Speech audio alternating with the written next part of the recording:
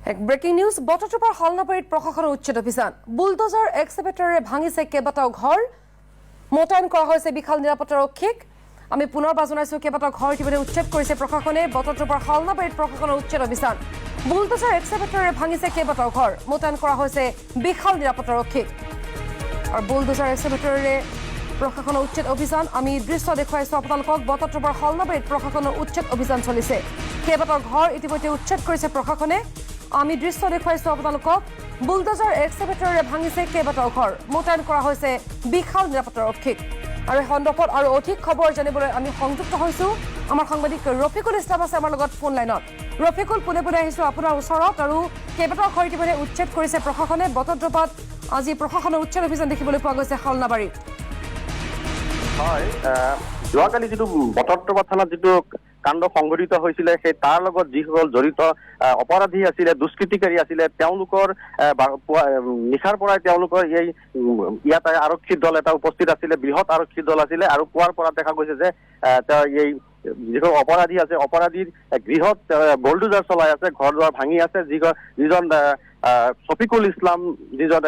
মৎস্য ব্যৱসায়ী আছিল তেওঁৰ ঘৰো ভাঙিছে আৰু তেওঁৰ ভাই ককা যিসকল মানে জড়িত আছিলে যিবোৰ ভিডিঅ' ফুটেজত যিসকল আহিছে যিসকল গ্ৰেপ্তাৰ হৈছে তেওঁলোকৰ গৃহত ইতিমধ্যে আৰক্ষী আমি দেখা পাইছো যে জেচিবি আৰু নগাঁও আৰু ঢিং বটদ্ৰৱা আৰক্ষী এক বৃহৎ দলে ইয়াত উচ্ছেদ অভিযান চলাই আছে আমাক কিন্তু এতিয়া কোনো সাংবাদিকক তেওঁলোকে কিন্তু যাবলৈ দিয়া হোৱা নাই আমি অলপ আঁতৰত আছো কিছু পৰিমাণে আমি সেই দৃশ্য ল'বলৈ সক্ষম হৈছো যদিও আমি সম্পূৰ্ণকৈ ল'ব পৰা নাই এইখিনিতে ক'ব লাগিব যে যোৱা নিশা প্ৰায় 8 গৰাকী মহিলাক ইতিমধ্যে গ্ৰেপ্তাৰ কৰিবলৈ সক্ষম হৈছে 3 গৰাকী পুৰুষক গ্ৰেপ্তাৰ কৰিছে আৰক্ষীয়ে কালি যি ঘটনা সংঘটিত হৈছিলে এই শফিকুল ইছলাম নামৰ যিগৰাকী মৎস্য ব্যৱসায়ী আৰক্ষীৰ জিম্মাত মৃত্যু হোৱাৰ অভিযোগ তুলিছিলে এইসকল ৰাইজে আৰু তেওঁলোকে গৈ থানা যেতিয়া জ্বলাই দিছিলে থানা আক্ৰমণ কৰিছিলে সেইসকল অপৰাধীক কোনো আচলতে আৰক্ষী অধীক্ষকে হওক বা অন্য চৰকাৰে হওক তেওঁলোকে কৈছিল যে ক্ষমা কৰা নহ'ব তেওঁলোকক উচিত শাস্তি দিয়া হ'ব তাৰে অভিযান আৰম্ভ কৰিছে নগাঁও আৰক্ষী আৰু নগাঁও আৰক্ষীৰ বৃহৎ দল আহি ইয়াত উপস্থিত হৈছে উচ্চপদস্থ বিষয়া আছে তেওঁলোকে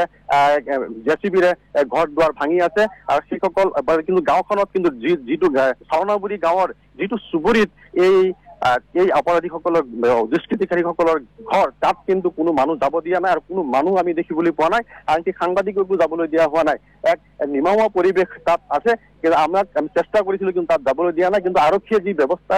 গ্ৰহণ কৰিছে কি কাৰণে কৰিছে একো আমি এতিয়ালৈকে সবিশেষ তথ্য আমি নিউজ লাইভৰ দৰ্শকক আমি জনাব নোৱাৰিম কিয়নো আমাক তাক যাবলৈ দিয়া হোৱা নাই আমি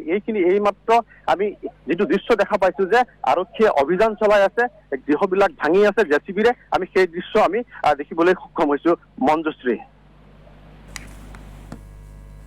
ৰফিকুল ইছলাম আপোনাক ধন্যবাদ জনাইছো আমি পুনৰবাৰ দেখুৱাইছো সেই দৃশ্য আপোনালোকক ইতিমধ্যে আমি দেখুৱাইছো আৰু আমাৰ সাংবাদিকে উল্লেখ কৰিছে বিশাল নিৰাপত্তাৰক্ষী বাহিনী মোতায়েন কৰা হৈছে আৰু এইদৰে বুলডোজাৰ এক্সকেভেটৰ লৈ প্ৰশাসনৰ উচ্ছেদ অভিযান চলাইছে কেইবাটাও ঘৰ ইতিমধ্যে উচ্ছেদ কৰিছে প্ৰশাসনে আমি শেহতীয়া আপোনালোকক খবৰ আৰু দৃশ্য দেখুৱাইছো